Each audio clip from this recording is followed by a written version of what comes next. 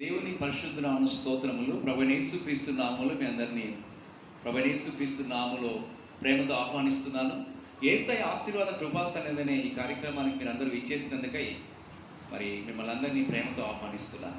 ప్రపంచంలో మీరు ఏ స్థలంలో ఉండి ఈ వాక్యాన్ని వింటున్నారో మరి మీ కొరకు ఈ యొక్క ఛానల్లో కనెక్ట్ అయిన వారందరి కొరకు నేను ప్రతిదినం నా అనుదిన ప్రార్థనలో జ్ఞాపకం చేసుకుంటున్నాను. మీలో అనేక మంది మీ ప్రార్థన అవసరతలు మరి మెసేజ్ పెడుతున్నారు.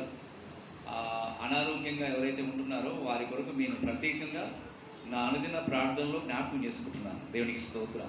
కనుక మీరు ఈ యొక్క ఛానల్ని అనేక మందికి పరిచయం చేయండి, షేర్ చేయండి. దేవునికి స్తోత్రం. ఈ సువార్త పరిచర్యలో మీరు కూడా మరి ప్రేయర్ పార్ట్నర్స్గా పరిచర్యలో ఒక పాలిభాగస్తులుగా ఉండాలనేసి, మీరు మీ కుటుంబాలు ఉండాలనేసి ప్రభువైన యేసుక్రీస్తు నామములో మీకు జ్ఞాపకం చేస్తున్నారు. ప్రభునందు ప్రియమైన దేవుని బిడ్డలారా, ఈరోజు దేవుడు మన కొరకు ఏర్పాటు చేసిన అంశము యెరూషలేము యొక్క ప్రాకారపు గోడలు. యెరూషలేము యొక్క ప్రాకారపు గోడలు. దేవునికి స్తోత్రం. పరిశుద్ధ గ్రంథంలో నుండి నెహెమియా గ్రంథము 2వ అధ్యాయము 12వ వచనం మనం ధ్యానిస్తున్నాం. మీరు గమనించినట్లయితే నెహెమియా గ్రంథము గమనించండి, 2వ అధ్యాయము 12వ వచనం. 2వ అధ్యాయము 12వ వచనం. రాత్రి యందు 401 పేజ్ అండి, 401 page, page number 401, old testament, పాత నిబంధన గ్రంథములు. మీరు గమనించినట్లయితే నెహెమియా గ్రంథము మరి 2వ అధ్యాయము 12వ వచనంలో, రాత్రి యందు నేనును నాతో కూడా ఉన్న కొందరును లేచితిమి, యెరూషలేమును గూర్చి దేవుడు నా హృదయమందు పుట్టించిన ఆలోచనను నేనెవరితో అయినను చెప్పలేదు, మరియు నేను ఎక్కి ఉన్నా. ప్రభునందు ప్రియమైన వాళ్ళారా, గమనించండి. దేవుడు ఆయా సందర్భాల్లో, ఆయా పరిస్థితులలో, ఆయా తరాల్లో తనకిష్టమైన వారికి దేవుడు ఆశీర్వాదం ఇస్తాడు. తనకిష్టమైన వారితో దేవుడు మాట్లాడతాడు. ఆయనకిష్టలుగా జీవించే జనులతో ప్రభు దర్శనం ఇవ్వచ్చు, కృపావరాలు ఇవ్వచ్చు, ఐశ్వర్యాన్ని ఇవ్వచ్చు, ఆరోగ్యాన్ని ఇవ్వచ్చు, ఏదైనా ఇవ్వచ్చు ఆయనకి ఇష్టమైతే. అంటే దేవుని దృష్టిలో నెహెమియా అనే ఒక ప్రవక్త దేవుని చిత్తానుసారముగా జీవించినందువలన ఒక రాత్రి కాలములో దేవుడు దర్శించినట్లుగా మనం చూస్తున్నాం. ఆ అద్భుతమైన దర్శనం ఏంటంటే, రాత్రి యందు నేనును నాతో కూడా కొందరును లేచితిమి. ఒక ఆకస్మికంగా ఏమొచ్చింది? మెలకు వచ్చింది. అప్పుడప్పుడు రాత్రులు కూడా మనకి మెలకు వస్తూ ఉంటుంది. దేవునికి స్తోత్రం. మెలకు వచ్చినప్పుడు దైవజనాంగమా, దేవుడి బిడ్డారా, ప్రార్థన చేయండి. మరి మెలకు వచ్చినప్పుడు కొద్దిసేపు ప్రార్థనలో ఉండండి. ప్రార్థన చేస్తే దేవుడు మిమ్మల్ని దర్శించవచ్చు, లేకపోతే మీరు స్వరమెత్తి దేవుడు మీతో మాట్లాడవచ్చు. ఈ విషయాన్ని మీరు గమనించాలి. అయితే యెరూషలేము గురించి దేవుడు నా హృదయమందు పుట్టించిన ఆలోచనను అనే మాట గమనిస్తున్నాను. దేవునికి స్తోత్రం. దేవుడు ఏం చేశాడంటే, నెహెమియా అనే ఒక ప్రవక్తకు దేవుడు ఒక ఆలోచన ఇచ్చాడు. దేవునికి మహిమ కలుగుగాక. ఆ ఆలోచన చాలా ఉన్నతమైనది, ఎంతో విలువైనది. మీరు గమనించినట్లయితే నెహెమియా గ్రంథము 1వ అధ్యాయము 3-4 వచనాల్లో ఒక అద్భుతమైన మాటను పరిశుద్ధాత్మ దేవుడు జ్ఞాపకం చేస్తున్నాడు. ఈ సందర్భంలో వారు చెరపట్టబడిన వారిలో శేషించిన వారు ఆ దేశంలో బహుగా శ్రమను నిందను పొందుచున్నారు, మరియు యెరూషలేము యొక్క ప్రాకారము పడద్రోయబడినది, దాని గుమ్మములను అగ్ని చేత కాల్చబడినవని చెప్పింది. గమనించండి, ఇక్కడ 4వ వచనం కూడా చదువుకుందాం. ఈ మాటలు విన్నప్పుడు నేను కూర్చుండి ఏడ్చి కొన్ని దినములు దుఃఖముతో ఉపవాసం ఉండి ఆకాశమందరి దేవుని ఎదుట విజ్ఞాపన చేసి తిని. హల్లెలూయా. దేవుని బిడ్డారా, ఈ దినమున యెరూషలేము గురించి ఒక ప్రత్యేకమైన విధానములో దేవుడు మనతో మాట్లాడుతున్నాడు. దేవునికి స్తోత్రం. ఇక్కడ ప్రకటన గ్రంథం 21వ అధ్యాయంలో అక్కడ ఒక యెరూషలేము గురించి మనం గమనిస్తున్నాం. ప్రకటన గ్రంథం 21వ అధ్యాయంలో ఇక్కడ గమనించండి, 3 విధాలైన యెరూషలేము గురించి బైబిల్ గ్రంథంలో మనం చూస్తున్నాం. జాగ్రత్తగా వినండి. 3 విధాలైన యెరూషలేము.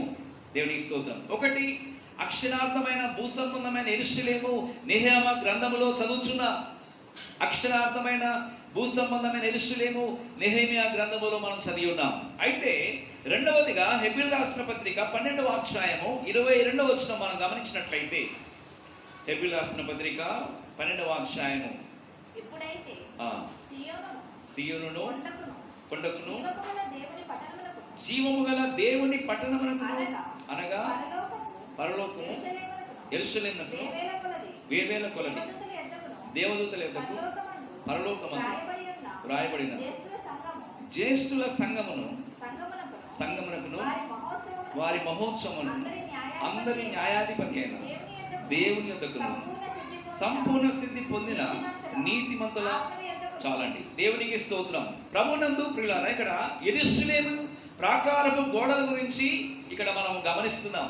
అయితే ఒకటి, అక్షరార్థమైన భూసంబంధమైన యెరూషలేము గురించి నెహెమీయా గ్రంథములో మనం చదివి ఉన్నాము, గమనించండి. రెండవ, క్రొత్త నిబంధన గ్రంథం గురించి ఆత్మీయ యెరూషలేము గురించి రాయబడింది. ఇప్పుడు మనం చదివాము హెబ్రీయులకు రాసిన పత్రిక 12వ అధ్యాయం 2వ వచనములో.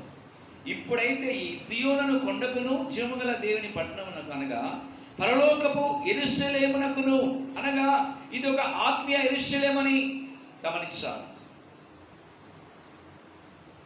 క్రొత్త నిబంధన సంఘమునకు సూచనగా ఉంది. ఇప్పుడైతే సీయోనును కొండకును జీవముగల దేవుని పట్టణమునకును పరలోకము అనే యెరూషలేమునకు మీరు వచ్చి ఉన్నారు. దేవునికి స్తోత్రం.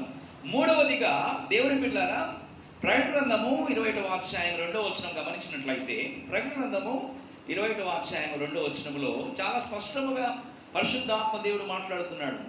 మరియు నేను నూతనమైన యెరూషలేము ఆ పరిశుద్ధ పట్టణం చాలండి. దేవునికి స్తోత్రం.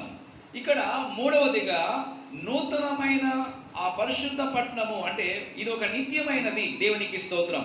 గమనించండి, నెహెమీయా గ్రంథంలో ఉన్న యెరూషలేము సంబంధమైన యెరూషలేము, హెబ్రీయులకు రాసిన పత్రిక 12వ అధ్యాయం 22వ వచనములో ఆత్మీయ యెరూషలేము, మూడవదిగా ప్రకటన గ్రంథం 22వ అధ్యాయం 2వ వచనములో చెప్పబడినది నిత్యమైన నూతనమైన యెరూషలేము. హల్లెలూయా, దేవునికి స్తోత్రం. మనమందరము ఒక నిత్యమైన నూతన యెరూషలేము అనే ఒక పరిశుద్ధ పట్టణముగా దేవుడు మన జీవితాలు కట్టుచూ ఉన్నాడు. అయితే ఇక్కడ నెహెమీయా గారి కాలంలో యెరూషలేము యొక్క గుమ్మములు కాల్చబడినట్లుగా మనం చూస్తున్నాం. ఇశ్రాయేలు ప్రజలు చెరగొనిపోబడినప్పుడు ప్రాకారము పడదోయబడి శత్రువు చేత ఆ గుమ్మములు కాల్చివేయబడి ఉన్నవి. అయితే ప్రియులారా, నెహెమీయా రాజు సన్నిధానములో రాజు సింహాసనం యొద్దకు రాజుకు ద్రాక్షారసం అందించే పనిలో ఉన్నాడు. అయితే ఆ సమయంలో అక్కడ పరిస్థితిని గమనించి చాలా దుఃఖపడుతున్నాడు. ఎవరు? నెహెమీయా ప్రవక్త. నెహెమీయా ప్రవక్త కన్నీళ్లు కాచి దేవుని సన్నిధిలో ప్రార్థన చేస్తున్నాడు. దేవునికి స్తోత్రం. ప్రభునందు ప్రియులారా, నెహెమీయా హృదయంలో దేవుడు ఒక ఆలోచన ఇచ్చాడు.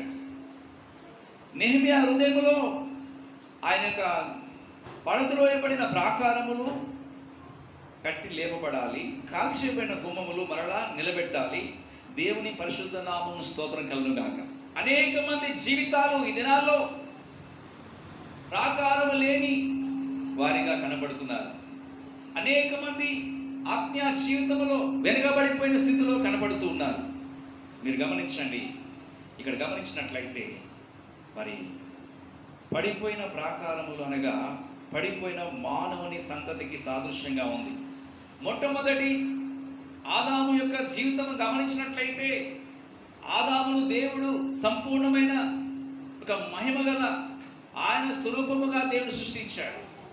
అయితే ఎప్పుడైతే దేవుని యొక్క మాటను మీరారో ఆదామములు వారు దేవుని మహిమను పోగొట్టుకున్నారు, దేవుని యొక్క సన్నిధిని పోగొట్టుకున్నారు. మరలా తిరిగి ఆదాము సంతతిగా పిలువబడుచున్న మనమందరం, ప్రపంచంలో ఉన్న ప్రతి మానవుడు ఆదాము సంతతిగా పిలువబడుతున్నారు. అయితే దేవుడు ప్రతి ఒక్కరి జీవితాన్ని సరిచేసి ఆయన మహిమ కొరకు నిలబెట్టాలనే దేవుని యొక్క ఉద్దేశమైనది. దేవునికి స్తోత్రం. ప్రభునందు ప్రియమైన దేవుని బిడ్డలారా, ఇక్కడ దేవుని యొక్క వాక్యములో మనం గమనించినట్లయితే మరలా తిరిగి ప్రతి జీవితాన్ని, ప్రతి కుటుంబాన్ని, ప్రతి విధమైన హృదయాన్ని సరిచేసి ఆయన మహిమ కొరకు, ఆయన ప్రాకారములో, ఆయన పరిశుద్ధాత్మ నడిపింపులో, ఆయన వాక్యంలోను, ఆయన ఇచ్చే మహిమ గల జీవితాన్ని ఆయన మహిమ కొరకు జీవింపచేయట కొరకై దేవుడు ప్రత్యేకించి ఉన్నాడు. దేవునికి స్తోత్రం. యెరూషలేము నిమిత్తము రాజు సన్నిధిలో, అక్కడ యెరూషలేము గురించి దేవుడు ఆయన హృదయములో తన మనస్సులో ఉన్న కార్యమును దేవుడు బయలుపరిచాడు. ప్రభునందులారా, నెహెమీయా యొక్క హృదయములో దేవుని యొక్క ఆలోచన ఎప్పుడైతే వచ్చిందో, దేవుని యొక్క నడిపింపు ఎప్పుడైతే వచ్చిందో, దేవుని యొక్క పరిశుద్ధాత్మ యొక్క నడిపింపు అతని జీవితంలో ఎప్పుడైతే వచ్చిందో, అప్పుడు దేవుని సన్నిధిలో కన్నీళ్లు కాచి ప్రార్థన చేస్తున్నాడు. పడిపోయిన మానవుని సంతతి సూచనగా ఉంది. పడిపోయిన మానవులు మరలా ఆత్మీయ జీవితంలో కట్టి లేపి లేవనెత్తి, దేవునికి స్తోత్రం, దేవుని మహిమ కొరకు ప్రతి కుటుంబాన్ని, ప్రతి జీవితాన్ని, ప్రతి విధమైన ప్రతి ఒక్క వ్యక్తిని ఆయన మహిమ కొరకు నిలబెట్టాలనే దేవుని యొక్క ఉద్దేశమైనది. దేవునికి స్తోత్రం. ప్రభువునందు ప్రియులారా, ఈ దినమున పరిశుద్ధాత్మ దేవుడు మనతో మాట్లాడుచున్నాడు. ఆనాడు పడిపోయిన ఆదామును తిరిగి సరిచేయట కొరకై ప్రభువైన యేసు క్రీస్తు వారి లోకానికి రావడం ద్వారా, దేవునికి స్తోత్రం, మనలందరినీ కూడా మన ఆత్మీయ జీవితంలో, విశ్వాస జీవితంలో, ప్రార్థనా జీవితంలో ఆయన మహిమ కొరకు మనం నిలబెట్టి మన జీవితాలను సరిచేసి నిత్యత్వముగా కట్టబడుచున్న ఒక నూతన యెరూషలేము అనే ఒక పరిశుద్ధ పట్టణముగా దేవుడు మనల్ని సిద్ధపరుస్తున్నాడు. హల్లెలూయా, హల్లెలూయా. ప్రభునందు ప్రియమైన వాళ్ళారా, గమనించండి, నెహెమీయా ప్రభువైన యేసు క్రీస్తు వారికి సాదృశ్యంగా ఉన్నారు. ప్రతి ఒక్క దేవుని బిడ్డకు సాదృశ్యముగా ఉన్నారు. పడిపోయిన ప్రపంచంలో ప్రతి మానవుని జీవితమును సరిచేయట కొరకై సార్వత్రిక సంఘం, దేవుని సేవకులు, విశ్వాసులు దేవుని యొక్క ఆలోచనను గుర్తించాలి, దేవుని యొక్క ప్రత్యక్షతను గుర్తించాలి, దేవుని యొక్క పరిశుద్ధాత్మ నడిపింపును గుర్తించాలి. దేవునికి స్తోత్రం. ఇక్కడ గమనించినట్లయితే నెహెమీయా గ్రంథము 2వ అధ్యాయము 12వ వచనం చదువుకుందామండి. నెహెమీయా గ్రంథము 2వ అధ్యాయము 12వ వచనం. నాతో కూడా యెరూషలేము గురించి దేవుడు నా హృదయమందు పుట్టించిన, గమనించండి, దేవుడు మనం దర్శించినప్పుడు ఆయన ఆలోచనను మనం గుర్తించగలుగుతాం, ఆయన ఉద్దేశాన్ని మనం గుర్తించగలుగుతాం. దేవుని యొక్క ఆలోచన ఏంటంటే, యేసు క్రీస్తు ప్రభువారు శిలువ పైన మరణించి తిరిగి లేచిన తర్వాత, ఆయన పునరుద్ధరణై తిరిగి లేచిన తర్వాత దాదాపు 11 సార్లు అనేక మందికి ప్రత్యక్షపరుచుకున్నాడు. అనేక అద్భుతాలు ప్రభు చేశారు. గమనించండి. అయితే ప్రభు చెప్పిన మాట ఏంటో తెలుసండి, మీరు తండ్రి యొక్కయు కుమారుని యొక్కయు పరిశుద్ధాత్మ త్రియేక నామములో బాప్తిసం ఇవ్వండి, సమస్త జనులను శిష్యులుగా చేయండి, ఇదిగో యుగ సమాప్తి వరకు సదాకాలము మీతో కూడా ఉన్నాను, మీరు సర్వలోకమునకు వెళ్ళి సర్వ సృష్టికి సువార్తను ప్రకటించండి అని దేవుడు చెప్పిన ఆజ్ఞను ప్రతి ఒక్కరూ నెరవేర్చాలి. సార్వత్రిక సంఘముగా పిలువబడుతున్న దేవుని యొక్క బిడ్డలు, వారు ఏ దేశంలో ఉన్నా, ఏ రాష్ట్రంలో ఉన్నా, ఏ ప్రాంతంలో ఉన్నా సరే, సంఘానికి, దైవ సేవకులకి, దేవుని మహిమ కొరకు నిలబడి సంఘ అభివృద్ధి కొరకు, సంఘ క్షేమము కొరకు ఏం చేయాలి? ప్రార్థన చేయాలి. దేవునికి స్తోత్రం. దేవుని వాక్యం నుండి మనం గమనించినట్లయితే, దేవుని యొక్క ఆలోచన నీ జీవితంలో, నీ హృదయంలో ఎప్పుడైతే వస్తుందో, పరిశుద్ధాత్మిక నడిపింపులో నీ ఉంటావు. ప్రతిరోజు దేవునితో కనెక్ట్ అయిన దేవుని బిడ్డలు ఏంటంటే డివైన్ కనెక్షన్, అంటే దైవిక సంబంధాన్ని కలిగిన దేవుని యొక్క బిడ్డలు పగలు రాత్రి దేవుని యొక్క సన్నిధిలో విజ్ఞాపన చేస్తూ ఉంటారు. దేవుని ప్రత్యక్షత కొరకు ఎదురు చూస్తూ ఉంటారు. దేవుడిచ్చే ఒక అద్భుతమైన, ఒక బలమైన అభిషేకం కొరకు కనిపెడుతూ ఉంటారు. దేవునికి స్తోత్రం. నీ జీవితం